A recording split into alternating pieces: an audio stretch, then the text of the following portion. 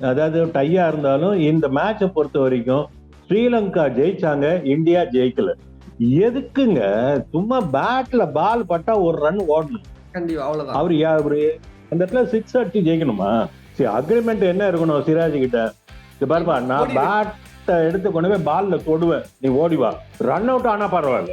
Attitude உங்களோட approach அப்படிதான் இருந்திருக்கணும்.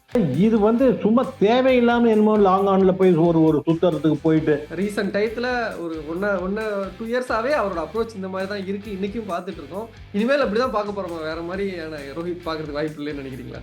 அவர் வந்து சாது புள்ள பூச்சியா இருக்கிற டிராவிடோட இடத்துலயே அவர் இந்த கேம் ஆடினவர். அடிச்சு ஆடுறா, நான் பாத்துக்கிறேன், மீதியை நான் பாத்துக்கிறேன்னு சொல்ற கம்பீர் கிட்ட ஆட மாட்டாரா? 2வது பால் பேஸ் பண்ணி கார்டு எடுத்த 2வது பால் சிக்ஸ் விடுறாரு. அவர் அப்படிதான் ஆடுவாரு. அவரோட கேம் வந்து அவுட்ஸ்டாண்டிங்கா இருந்தது. ஒன் இண்டியா ஹவுசர் நேயர்களுக்கு வணக்கம். India versus Sri Lanka first T20 series முடிஞ்சதுக்கு அப்புறம் ஒரு ஒன் டே சீரிஸ் ஆரம்பிக்குது. அப்படியே ஒரு back to back draw matches நம்ம பார்க்க வேண்டிய சுச்சுவேஷன்ல இருக்கோம்.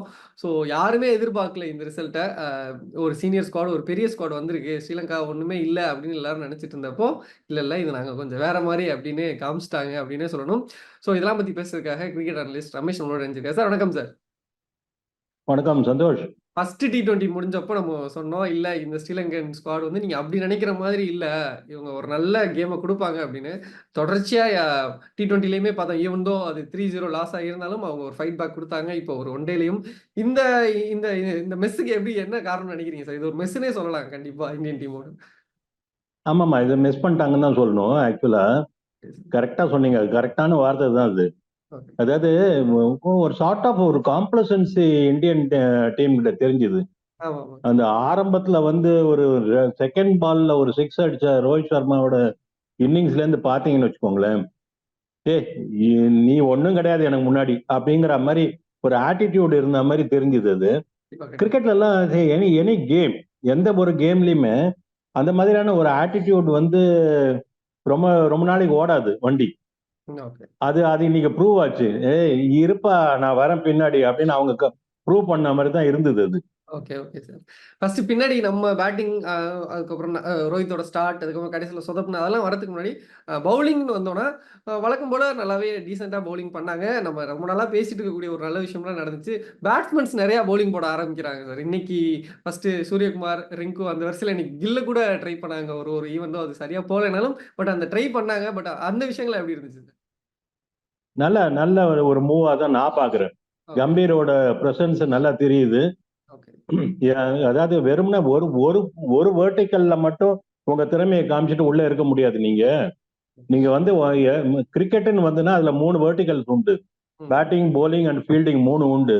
3த்துல அட்லீஸ்ட் 2த்துலயாவது நீங்க இருக்கணும் அப்படிங்கிறது அவர் ஜென்ரலா இருக்கிற ஒரு தியரி. அது அந்த தியரியை வந்து கம்பீர் வந்து நல்லா ஸ்ட்ராங்கா கடைபிடிக்கிற மாதிரி தான் தெரியுது. அதெல்லாம் ஒரு ஓரமா வச்சுக்கோங்க. இந்த மேட்சுக்கு வாங்க.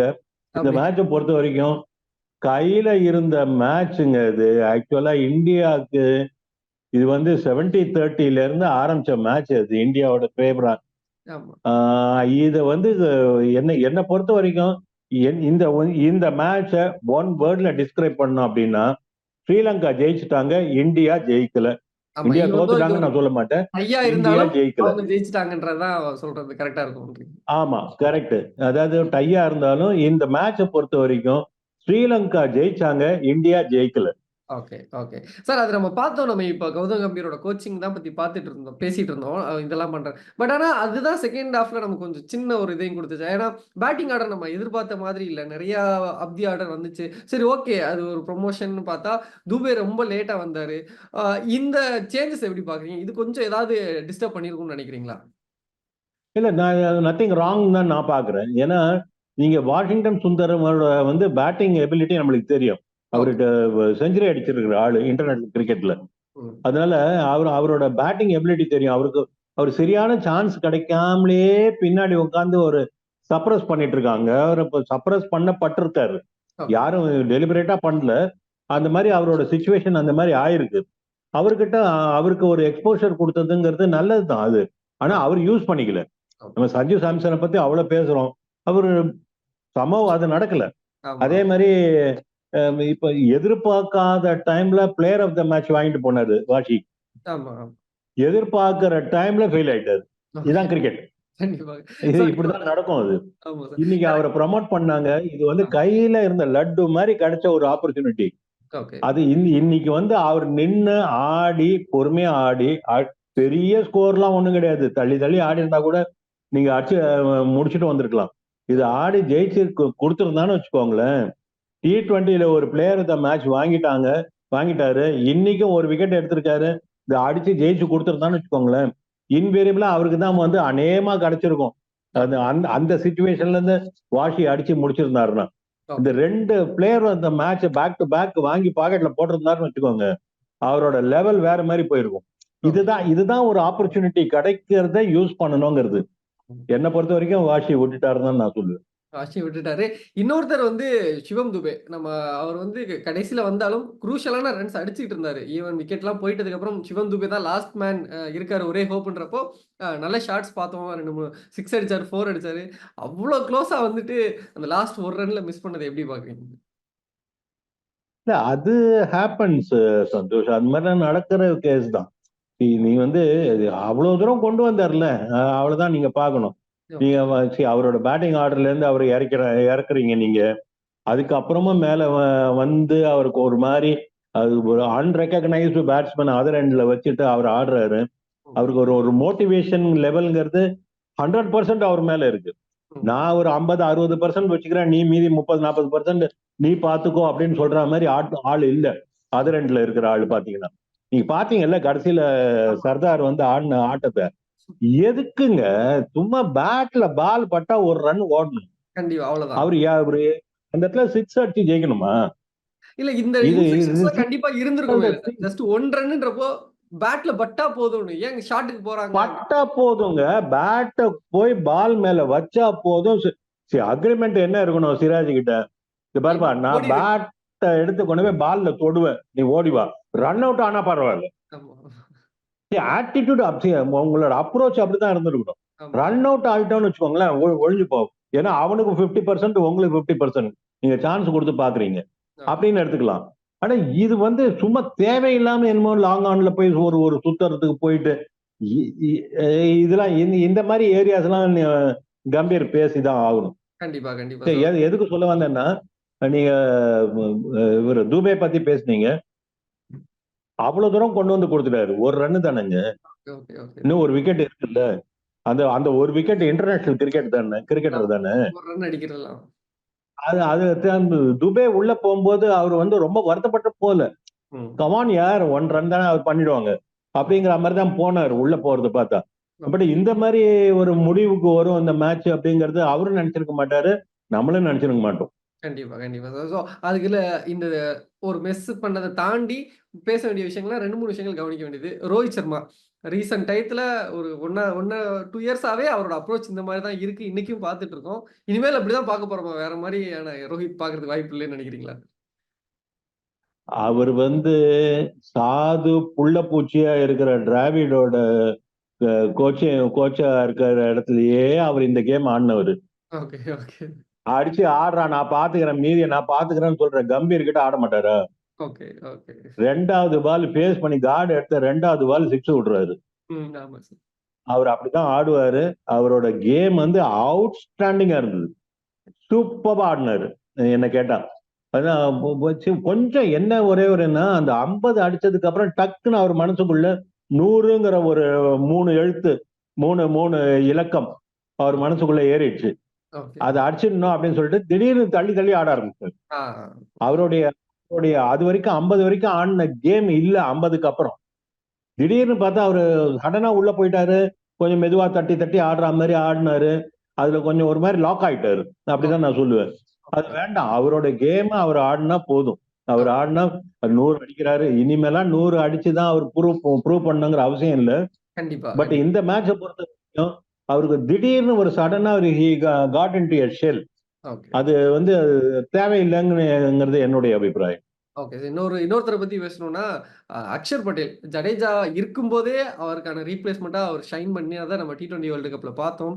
இப்ப அதே தான் ஒன் டேலயும் அப்படியே ரிப்ளிகா பண்றாரா அப்படின்னு. ஏன்னா பவுலிங்லயுமே ரொம்ப நல்லா பண்ணாரு. பேட்டிங்ல ஈவன் கொண்டு போகலைனாலும் ஒரு நல்ல ஸ்டார்ட் குடுத்தாரு. ஸோ அவரோட ஃபியூச்சர் எப்படி இருக்கும்னு நினைக்கிறீங்க சார் இந்தியன் டீமுக்கு? அக்ஷர் பட்டேல் வந்து ஒரு 11ல வந்து ரிவிட் அடிச்சு உட்காந்துருக்கிற ஒரு ஆள் இன்னைக்கு. ஜடேஜா இல்லைன்னா நான் அவ்வளவுதான். ஓகே. ஜடேஜா மஸ்ட் 11ல. அவர் இல்லைன்னா அந்த இடத்த ஈக்குவலா ரெப்ளிகாவா வந்து நான் ஃபில்அப் பண்ண போகக்கூடிய ஒரு ஆள் நான் அப்படின்னு சொல்லிட்டு நான் இன்னைக்கு சொல்றேன் சந்தோஷ். இன்னைக்கு இந்தியன் போலிங் எடுத்து பாத்தீங்கன்னு வச்சுக்கோங்களேன். ஃபர்ஸ்ட் ஒரு 3-4 ஓவர் அதை நம்ம பத்தி பேசல. ஃபர்ஸ்ட் ஒரு 3-4 ஓவர்ஸ் வந்து சிராஜ் பிரமாதமா போட்டாரு. ஆமா, ஆமா. என்ன லைன் அண்ட் லெங்த் என்ன மாதிரி போட்டாரு அவரோட. அதாவது அந்த ஜூம் இருந்தது அவர்கிட்ட. அவரோட அந்த ஓடி ரன் அப் ஆகட்டும், அவர் வந்து டெலிவரி பண்ண ஸ்ட்ரைட் ஆகட்டும், அவர் வந்து அந்த பேட்ஸ்மேனை பார்த்து சிரிச்ச ஒரு இது இருக்கட்டும், அந்த பாடி லாங்குவேஜ் இருக்குல்ல, ஆமா. அந்த நெகட்டிவா இல்லாம ஐ வில் டூ இட் அப்படிங்கிற மாதிரி ஒரு கான்பிடன்ஸ் லெவல் அவர்கிட்ட என்னார்மஸா இருந்தது. ஃபர்ஸ்ட் 3 ஓவர்ஸ் அந்த ஃபர்ஸ்ட் ஒரு 10 ஓவர்ஸ்க்குள்ள அவர் பாட்டு அந்த பவர் பிளேல அவர் போட்ட போலிங் வந்து ஃபென்டாஸ்டிக்கா இருந்தது. அப்படியே ஆப்போசிட்டா லாஸ்ட்ல போட்டார். ஓகே. ஆமா. அதனால ஒரு போலர் நீங்க எடுத்து பாத்தீங்கன்னா ஒரு மேட்சுக்குள்ள ஒரு 50 ஓவருக்குள்ள அவருடைய கலர் மாறுது. ஓகே. பிரமாதமா போட்டாரு. நான் எதுக்கு சொல்ல வந்தேன்னா, இந்தியன் போலிங் எடுத்து பாத்தீங்கன்னா இன்னைக்கு அவுட்ஸ்டாண்டிங் போலிங் சொன்னீங்கன்னா அக்ஷர் பட்டேல் தான். ஆமா. தண்ணி காமிச்சாருங்க. ஐயப்பா, என்ன லைன் அண்ட் லெங்த் மெயின்டைன் பண்ணாரு. கையில பால் விளையாடிச்சு அவருக்கு. அந்த பால் அவர் சொல்ற இடத்துல தான் போய் லேண்ட் ஆச்சு. சொல்ற மாதிரி டேர்ன் ஆச்சு. உள்ள வருது, வெளியே போகுது, உள்ள டாப் ஸ்பின் போடுறாரு, என்னெல்லாமோ பண்ணிட்டு இருந்தாரு.